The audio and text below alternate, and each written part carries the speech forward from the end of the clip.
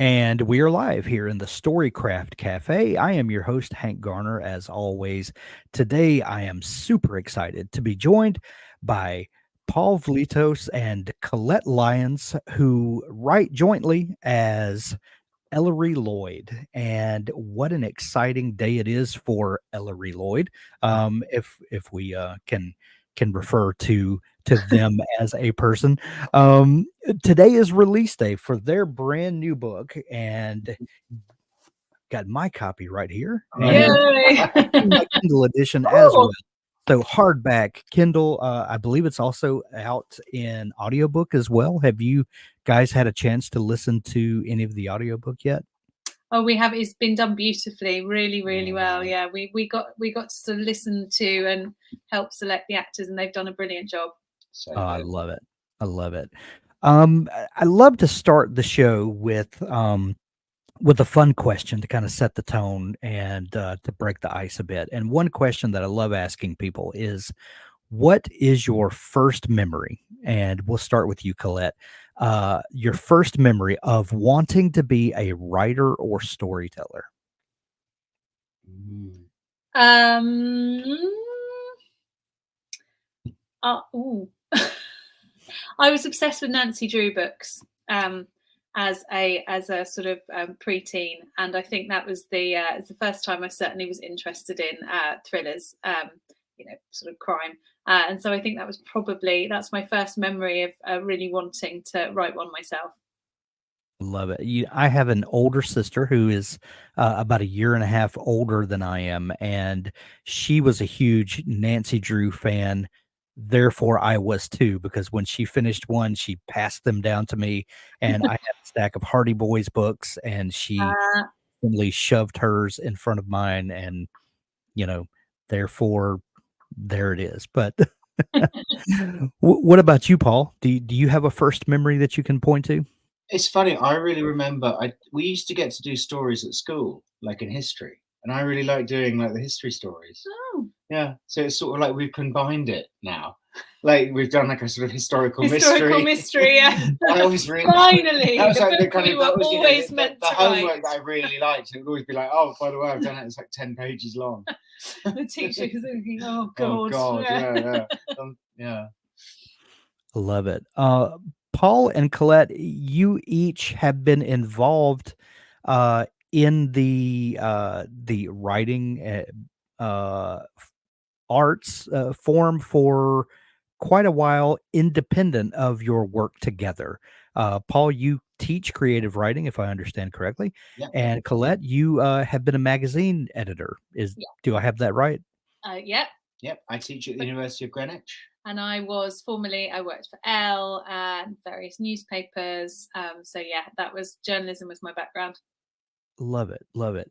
Paul, I have to ask you, as someone who teaches writing, and someone who does the writing, do you ever look at the advice that you give students and go, okay, maybe that's textbook correct, but maybe that doesn't exactly shake out in real life? The main example I would think of that is Yeah. for years when I started out, I'd be like, oh, you've got to find out the best time for you to write and get your writing routine. And then we've written all three of our novels since we had kids, and there's no question of like, this is my magic time. This is like 7 a.m. is, like you sort No. of like, then you realize like, okay, I've got 10 minutes. You've got, and that's quite, in a way, that's quite good. It's like, right, Yeah. I've got a limited amount of time now. I know this kid naps for an hour. Boom, I'll do that and I'll get something done. What's a manageable task to do in that time? Yeah. But yeah, that advice, God, goodness, giving that advice to people who had kids or other caring responsibilities, like it's just absurd, I've always been fascinated by people who hold their writing space and their writing time as sacred, because I have 5 kids, and um, I had to. I remember when I was writing my first novel, I had to literally find little snatches of 10 minutes here, 15 minutes there, and I had to be able to concentrate with chaos going on. Yeah. And now my oldest four are married and have kids of their own, and we only have one at home, and he's in college, and so it's silent most of the time, and I have to now learn how to be creative in the silence, which is, a A whole other completely thing. different, yeah, a whole other thing. It's wild. Paul, you wrote and published 2 books before your before writing as Ellery Lloyd. Collette, was there ever a draw that Paul was writing novels? Did you ever want to get in there and write on your own, or what was your creative pursuits like before teaming up? I honestly, I sat down to write a novel once, and actually it was sort of the kernel of the idea that ended up being The Club, which was our previous novel. And I got one paragraph in and gave up. Genuinely. I don't know where that paragraph is now. But I think it wasn't until I was made redundant when I was pregnant with our daughter. We've got one child, she's 6 now. And it wasn't until she was little.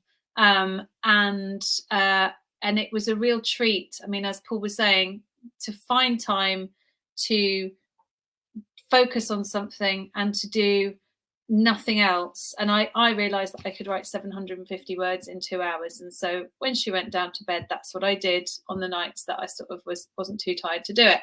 But that genuinely was the first time that I had properly sat down and wrote. Paul and I had talked about plots before. Well, yes. I mean, what you're not mentioning is you always had brilliant plot ideas, that it was quite annoying that you wouldn't write. You'd have these incredible worlds that you worked in, that you thought about, and you'd see how a plot would do that. But I never applied bum to seat. So, and actually that's the only way a book gets longer. So Right. it really wasn't until we had our daughter that we and actually we came up with, so our first book's People Like Her is set in the world of parenting influencers. So it was actually a kind of space that we were kind of in. I mean, not that we're influencers, we'd be terrible. You were consuming it. But I was consuming it because I'd Sure. also just never slept. So I spent a lot of time scrolling on Instagram. And that was the point that we were like, maybe there's a plot here. And then we sat down and started to write.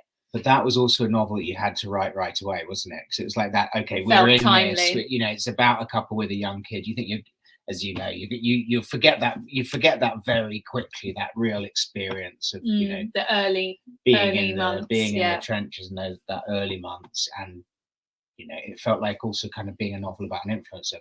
You wanted to do it quickly before the technology changed and the whole thing changed. So there was a bit of time pressure on that. Yeah.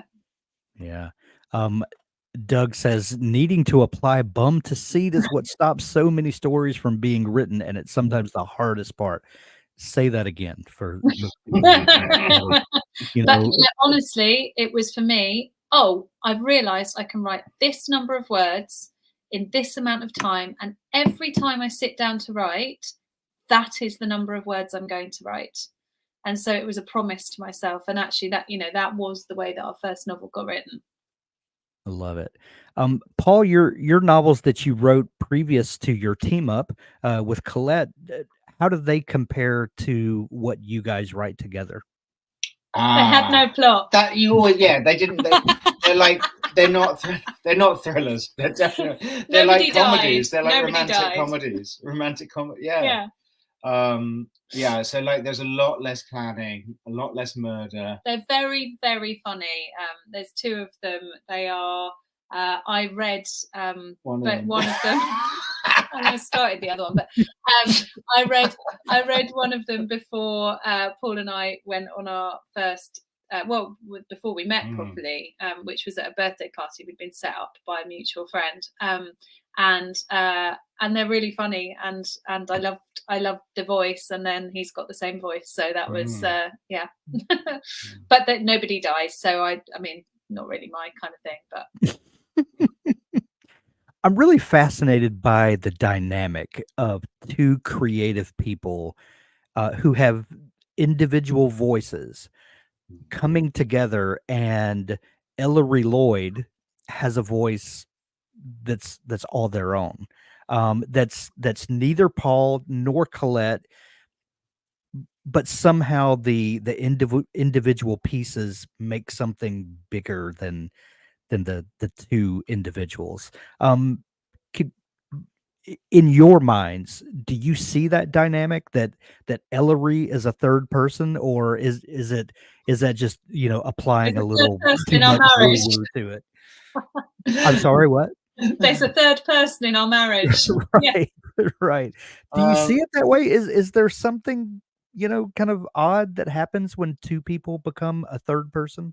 I mean, you wouldn't necessarily believe it, but there's bits of the books that we don't know who's written, in the sense that we've edited it so many times, and it's like really good lines that we're both sure that we came up with, or kind of things that we kind of, by the time it's finished, we both looked at each bit so many times. You lose your possessiveness of it. Yeah, and I think so.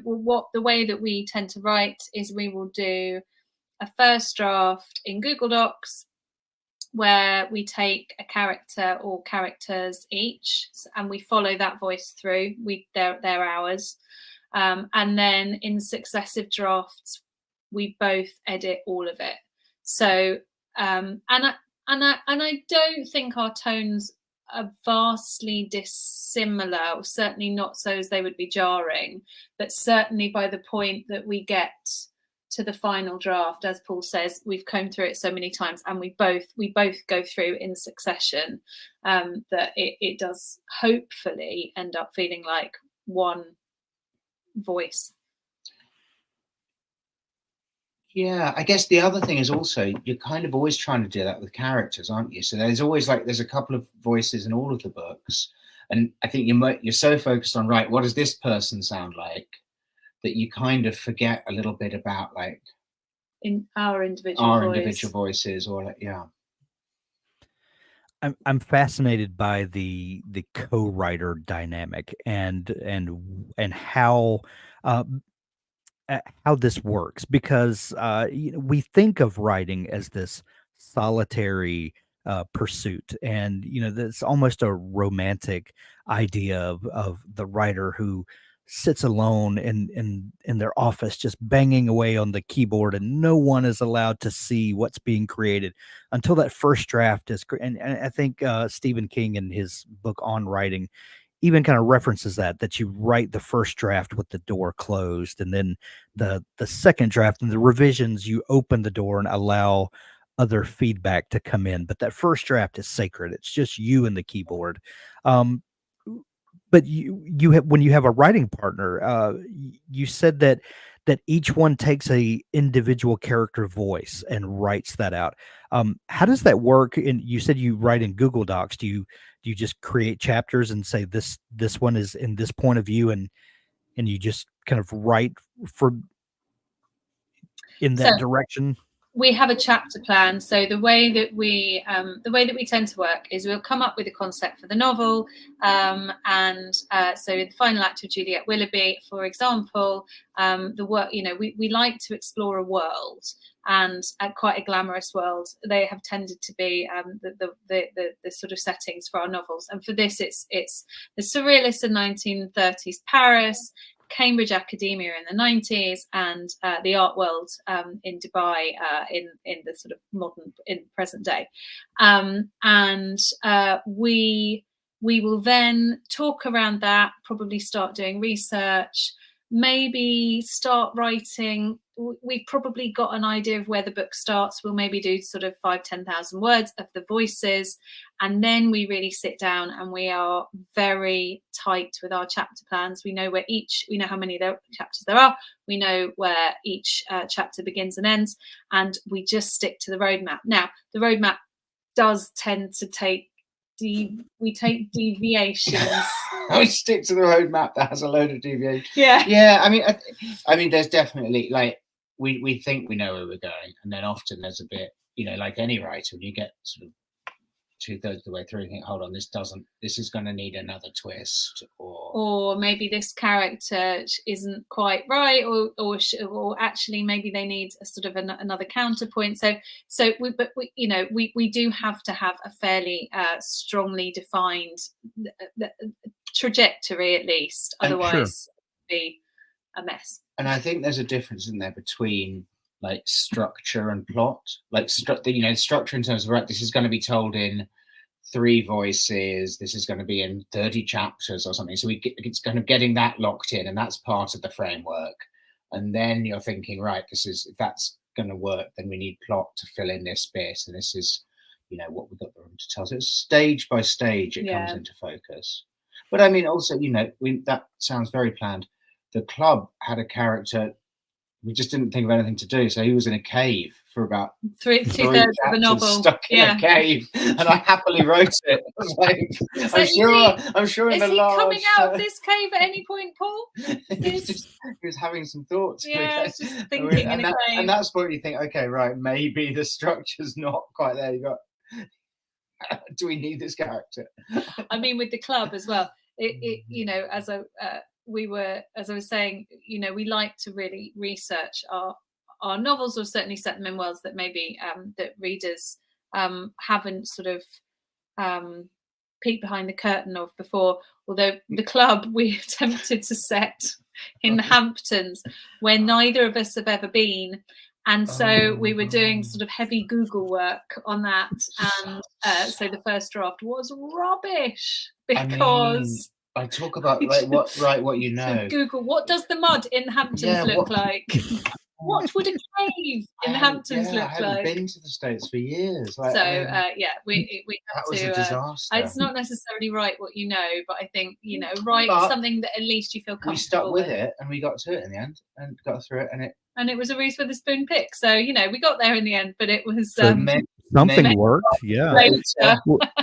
Especially during COVID, I knew a number of authors who would normally travel for the research phase of a new book, and they couldn't. So they used Google Maps and Google Street View for a lot of things, and that seemed to work out, I think, for the most part.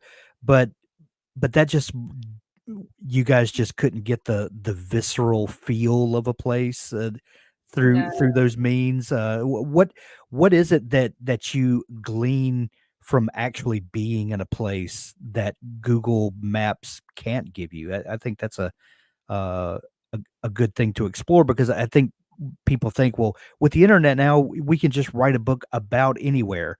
But what Google Maps won't give you is what a place smells like, or how friendly the people are, or the way the kind of dusk falls. Or, I mean, shall I tell them about the devil crabs?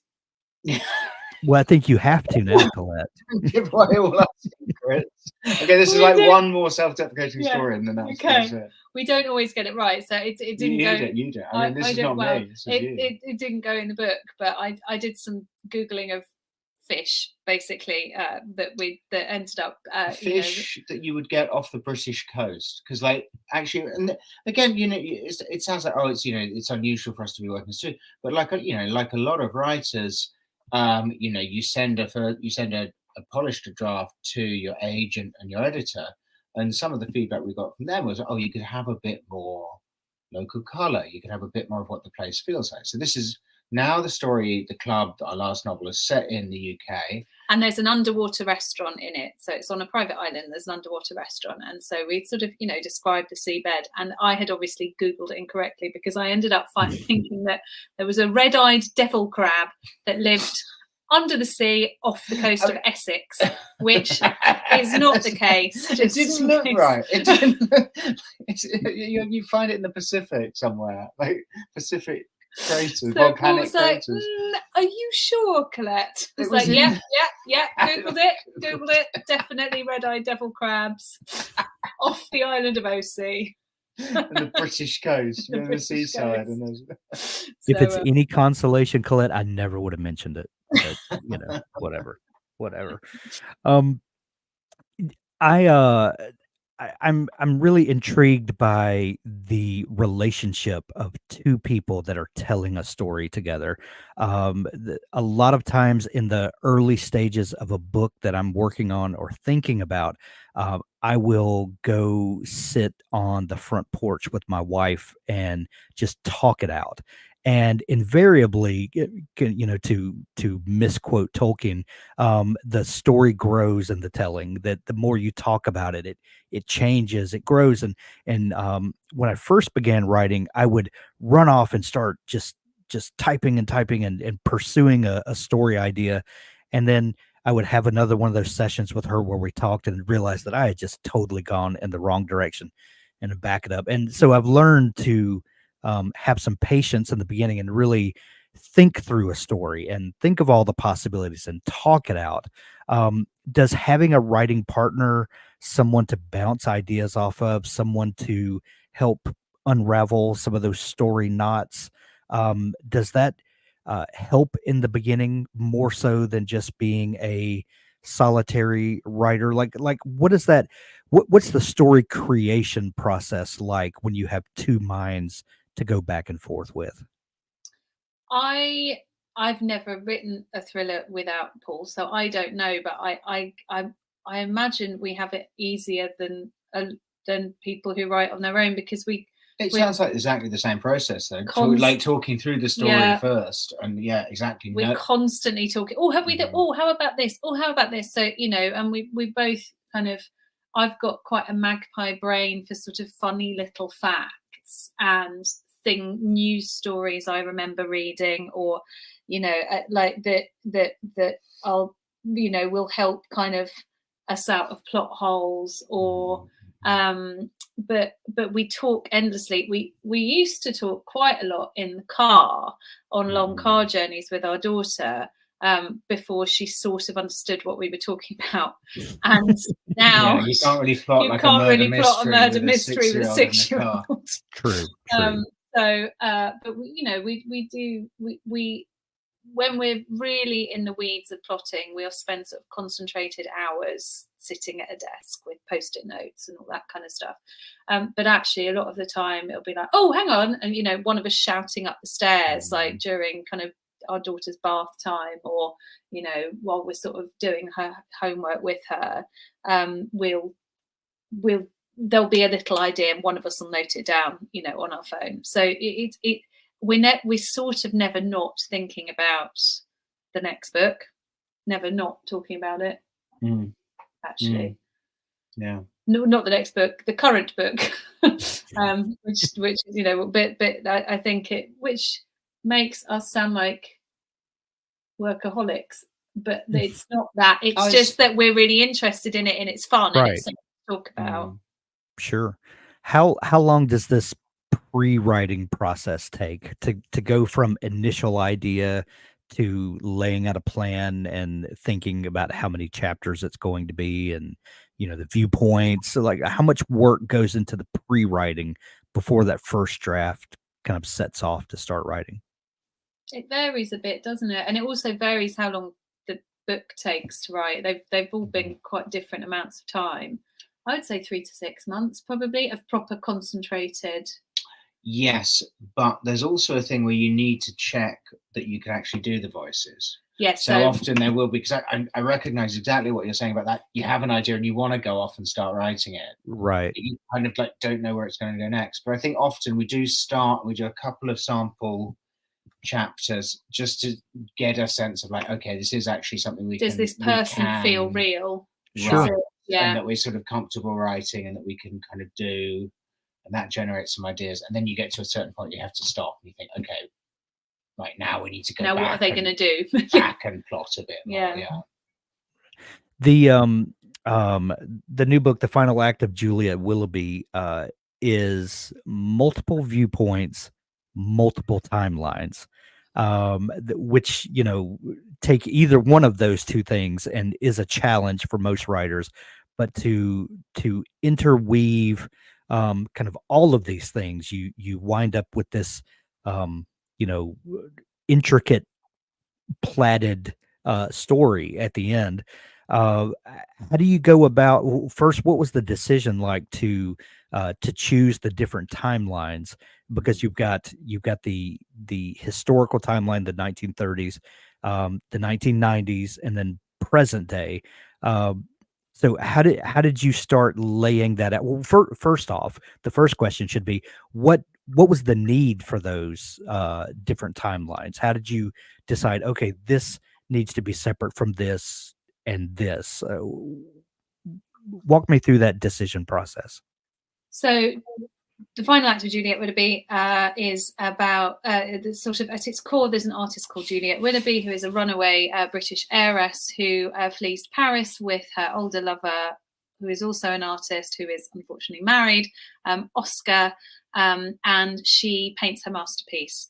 And tragically, just after that masterpiece is displayed in the 1938 Surrealist exhibition, she perishes alongside Oscar, and we think the painting in a studio fire. Her trajectory throughout the novel was always very clear to us, and she was the core of the idea. Then we knew there was going to be a sort of a bit in the 90s where two students get very interested in her, and they sort of find themselves on the trail of her painting, which may have survived. And then really the reason for sort of that being in the 90s and there being a strand now in Dubai is in the 90s, women's art was still incredibly undervalued. And actually sort of one of the reasons that we have the then and the now is that Willoughby's work and her reputation as an artist through the work of one of the students, Caroline, who was at Cambridge in the 1990s, grows. And therefore, by the time we hit now, it's a very valuable painting indeed. And one which sort of precipitates someone might be willing to murder for. So it was sort of, but it's also about you getting to know Patrick and Caroline when they were young and falling in love. And then you see them now when their relationship has broken down. And then it sort of fires up. And then it fires. So, it's sort of a love story.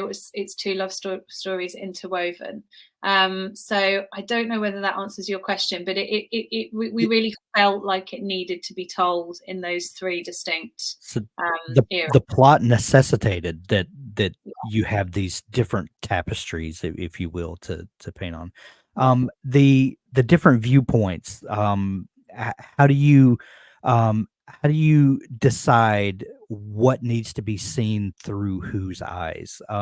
Does that come from seeing the story from the kind of 50,000 foot view where you are, and you're trying to direct the reader towards certain information? Does that necessitate that the story is seen from this perspective or that? Do those types of decisions come into how a scene is written? Yeah, I mean, I think one of the things that we really wanted as well with the different points of view is a sort of bit of misunderstanding, because it's that kind of first person, particularly, right. Particularly between Patrick and Caroline. They're getting to know each other and they're slightly misunderstanding each other in the first bit when they're kind of falling in love in Cambridge, and then years later they've been married and they've broken up and they don't kind of quite suspicious trust each other anymore. So there was a lot of that, and I think one of the things that we also wanted that necessitated that kind of time jump is that almost like you're juxtaposing the beginning and the end of a relationship. Like, this is the moment where they're falling in love, and then boom, you're immediately at this moment like years later, so you're kind of curious about what's gone in. But also, I think because part of and it's the first time we've written one, but part of this book is a love story. I always like reading that from 2 points of view. Right.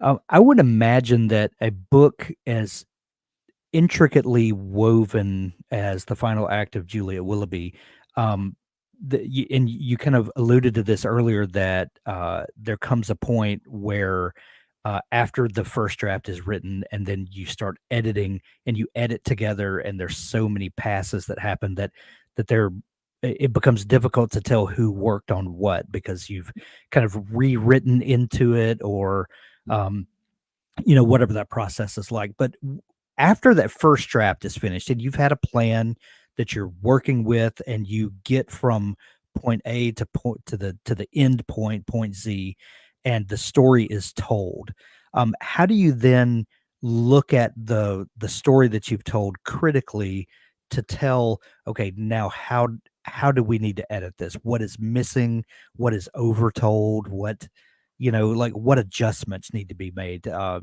you take some time away from it before looking at it again, or what's your process like for revisiting that work and then taking off the writer hat and putting on the editor hat? Well, I guess there's a few things there. We're quite lucky because we have an inbuilt editor. So actually, Sure.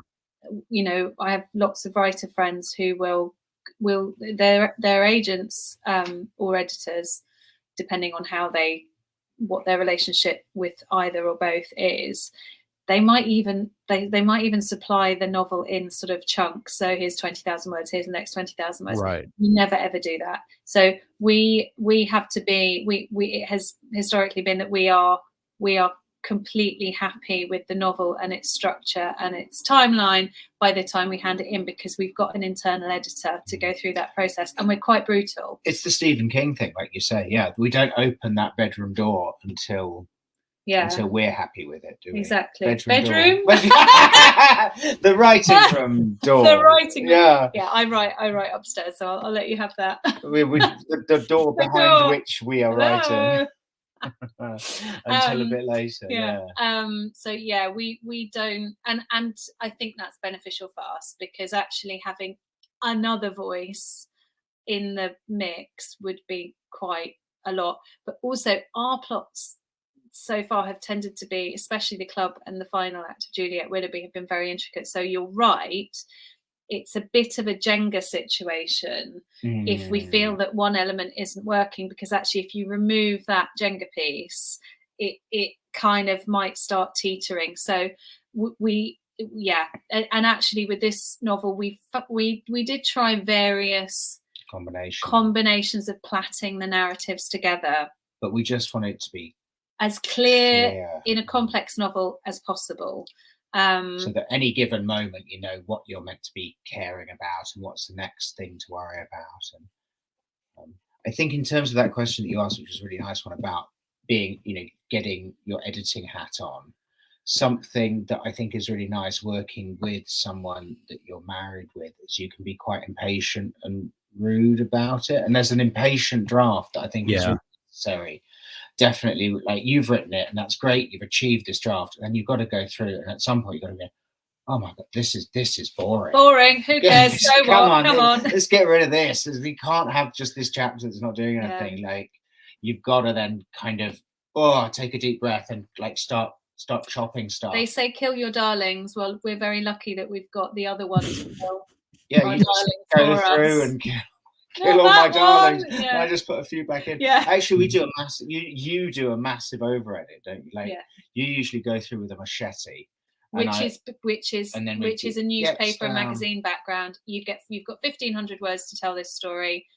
Get rid if it's not important. Whereas obviously you've got significantly more words at your disposal in a novel. So I tend to be a little bit more brutal, possibly too brutal. Sort of tenderly put a few things back in and like smooth more novel. That's so funny. One thing that I loved about the final act of Juliet Willoughby is the twists, and the way that you pull the rug out from under me, the reader, in such a way that I didn't see it coming. A few years ago, this kind of watershed moment in thriller writing, when Gillian Flynn published Gone Girl, and we were all not really introduced, but the unreliable narrator, came on the stage, and then for 2 or 3 years, everybody had an unreliable narrator, and you could see the twist coming like a freight train barreling down the tracks. and we love Gillian Flynn for what she brought to the genre, and the way that she upped the ante for reader expectation. Um, One thing that I loved about this book is that the twist and the turns didn't feel cheap. They didn't feel like a cop out, or like, I did this to you just because I could. How do you think about misdirecting the reader, um, throwing those twists and turns in, so that they are a great experience for the reader and a genuine moment, instead of just a cheap trick that's played by the writer? So my pet hate with twists is where there is no feasible way you could have guessed it, because it's Right. come barreling out of nowhere. I hate that in a novel. And so what we always hope to do is just leave little Easter eggs throughout, so that actually, if you reread the novel, I, I flatter myself that people might reread The Final Act of Juliet Willoughby. I bet they will. But actually you're like, oh yeah, of course that's why she did that, and of course Right. that was signposting that. And a lot of the time I find we include those Easter eggs for ourselves in the writing. So I find often that, but accidentally, or kind of subconsciously rather, that I'm sort of leaving myself little crampons as we're sort of climbing towards the kind of summit of the novel, that will be really useful to pick up on later. I mean, in this novel specifically, we did know the twist. Like that was it. That sort of was, the kind of the Juliet's one of the major twists in Juliet's trajectory, was a sort of guiding plot line. But I think twists only truly work when they feel genuinely embedded in a thriller plot. The Easter eggs that you leave throughout the book, and I agree with you. That's one of my favorite things, is when a story's over and I think, where did that come from? And then I reread it, and I see all the breadcrumbs there, and I'm like, well, I was an idiot for not picking up that all the clues were right there in front of me, and I just didn't have the sense, to pay attention to them. Those are my favorite things. But do those come into the initial drafting, or is that part of the editing process where you start, okay, how can we leave clues that are kind of obscure, but when looking back later, the reader will be like, oh, of course I could see that. Does that come in the first draft, or does it come in editing, or both? I think the misdirection comes in subsequent edits. Okay. So, because if you're writing something and you know where it's going, and you know the twist is going, and you're leaving these, breadcrumb trails, sometimes it can be overly clear sort of where that's leading. Because I think there's a reason for that as well with first drafts, because the time it takes you to write it is so much longer than the time it would take anyone to read. So something that has taken you a 6 week, months. it's 3 weeks to write, someone is going to read in an afternoon. So you're like, I'm going to drop another little hint here. And for them reading it, it's like, wow, bonk. You've got enough hints, because it's like, right, I've picked up this novel down, So it's only when you reread, it's like, yes, I have signposted that sufficiently. We can lose half those signposts and it's still going to be there. So I've got a friend who's written an absolutely brilliant thriller, which is coming out sort of in the next couple of years. And one of the things that she's working on now, the plot's brilliant, it's so beautifully written, but one of the things that she knows is required is for you to genuinely believe at other points that someone else done it. And that I think that's always an extra, that's another layer in a sort of subsequent draft. Sure. Have you ever had disagreements about how a story should go, or do you adopt the mindset of the yes and where you take what the other uh comes up with and build on that? Or have you ever been at loggerheads with a story idea where Paul, you say it should go this way, and Collette, you say it should go this way? A more common thing with the yes and approach sounds really good. That's what we should do. But it's not what we do. What actually happens is more like that kind of like cycle of grief and acceptance. Like, because you'll come up with an idea which will involve me reworking something or planning something or changing something, or like, and we'll be like, no, it doesn't work. No, it's a terrible idea. Like, okay, no, there's just I'm just absolutely not doing it. And I'm like, okay, we'll talk about it tomorrow. That is a really good idea. So but there's a little cycle that I dangle the idea. Don't say no just yet. Just let it percolate. So yeah, that's sort very often. Yeah, that's very often because it's. I mean, what Paul also does, or certainly did for the. Well, there was the person in the cave in the club, but with our first novel, People Like Her, we got 3/4 the way through writing the first draft, and I was like, no, plot doesn't work. Let's put it down.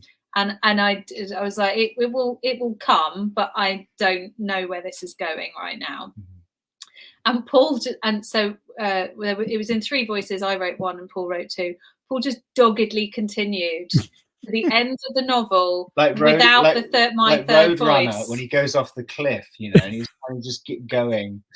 And I was like, brilliant, you finished the novel. It's rubbish. The writing was brilliant, but the plot was nonsensical. So then we did put that down for a couple of months, and the plot did kind of come to me in sort of 10 minutes, like everything kind of clicked into place. And I sent Paul a very long voice note from a plane on the way back from Shanghai, actually. So yeah, there's also that approach, but we haven't done that again. I think that works well for us as writers, because you are much more willing to throw all this isn't working, throw all the pieces up in the air, let's see where it lands. Whereas that's not your general. It's not my general approach. And I think sometimes a novel actually needs you need it, to sort of. Yeah. But that's so difficult, because as a writer, you get so attached to the characters that you've created and the world that they live in, and one, we hate throwing away words that we've worked so hard for, but you also kind of become emotionally attached to these places and these people, and you don't want to just throw them up in the air and see where they land. That's where that editor hat comes in, that and your experience, Collette, bringing into the writing team. I'm sure that is sometimes you need to do it. Just sometimes you need to do it as hard as it is. With every writing project, and today is release day for Juliet Willoughby, there comes a point where the writing is done and you've gone through all of the editing stages that you do together, and then it goes to your publisher and through an editor there, I'm sure, and there's many stages of the process that winds a book eventually in hardcover and on a bookshelf. But invariably, you're going to get feedback from readers. How do you handle when a book goes out to the public and you start getting feedback from other people? Is that a scary proposition? And how do you handle connecting with readers and continuing the conversation that way? Every writer deals with this differently, I think, and every writer deals with it differently at different points of their career. But you see, I'm now old enough for my first book to have come out before that happened. So like your book came out, my first book came out in 2006. That was like pre-Twitter. Goodreads wasn't a thing. Twitter wasn't a thing. Facebook, you'd kind of go to your computer Facebook and didn't sit down. So it wasn't like your book, you'd have to go to the bookshop and then it probably wouldn't be on the shelf, and they'd be like, oh yeah, it's on a, it's on a pallet in the back, I can get it out. And, your experience of publication day would be like, your aunt calling, going, they haven't got it in the bookshop. Are you sure it's come out? But to actually to come out and to see people are reading it and enjoying it, and yeah, it's amazing. Really nice. But we were a book of the month pick for our first novel, People Like Her, in the States. Exciting. And that was so exciting, absolutely brilliant. But I hadn't realised that we were an early pick, which meant that a full month before the book was coming out on the shelves, thousands, tens of thousands, I think, of readers got the book. And started posting about it on Instagram, and that was just an extraordinary experience, because we went from a few reviewers having posted about it, just hundreds and hundreds posting about it, and seeing that kind of the cover was bright pink. We got it here, and it that was extraordinary. And then of course that was a lot of readers at once, and then also when we were a Reese pick, that was a lot of readers at once. Sure. As well, which I think is not a standard experience, certainly for a debut novelist, which we were with People Like Her. So we went from like, we've got one more review on NetGalley and one more review on NetGalley. Like, oh my god, there's 30,000, and some of them don't like it. And some of them don't like it. Yeah, intense, I think, is the word. But we've had amazing, we are blown away actually by the reader reaction to this book. People have really engaged with it. They really understood what we were aiming to do. And one of the things that I'm most delighted about is that people are saying that they've learned a lot about surrealism and the women of surrealism, and and have been looking up some of the books that are in the quite extensive bibliography in our acknowledgements. So that's really pleasing, actually. I'm really happy about that. That's because obviously the primary nothing sells a thriller like a giant bibliography. Sure to get that mention in, Collette, on release day. But I think one of the things is we wanted to write a really propulsive mystery, and I hope we've done that. But it's really nice that there's an extra layer to that, and that people feel that they're walking away with knowledge that they didn't have before. Because when you put a twist in, you like to think of someone gasping at the other end. Yeah, right. Somewhere someone's going to go, oh no, hopefully out loud on the train, or Well, today we're celebrating the release of the final act of Juliet Willoughby, and as you alluded to just a second ago, that there's a lot of research that goes into the stories that you craft. Did I hear somewhere that in your current research pile for your next book, there's some information about time travel? Did I hear that right? Yeah, we've got a big we're old sitting time at a travel desk shelf here, and we've got all our time travel books, different periods Yeah. of London. Yeah. Big book about the Blitz over there. Yeah, big one about the physics of time travel we haven't read yet. Yeah, so we that's it. So the next one it's still going to be what we said after we finished this one was, let's do something really simple, linear, and let's not get kind of too complex. And now we're writing a time travel novel, so I don't time travel, obviously. But it is linear. But it's it is linear. But they're just going all around forward, time, and So it's linear, just depending on the perspective that you're following. Exactly. Yeah. Right. Makes perfect sense. Well, the final act of Juliet Willoughby is out, available everywhere now. Go visit your local bookstore, support local books, and buy your copy today. If you don't have a great local bookstore, we'll put links to it in the show notes where you can pick it up on Amazon and in hardback and Kindle, like I have. Audiobook, I'm going to grab and listen to this weekend because I love this book so much. I want to hear it in another format. Paul and Collette, if people are just discovering you and want to dig into all the great stuff that you're up to, follow along for new news, follow along to hear what's going on with this time travel research, et cetera, what's the best place for people to connect with you? Look us up on Instagram. We're Ellery Lloyd Author on Instagram. Excellent. We'll link that up as well to make it easy for folks to find you.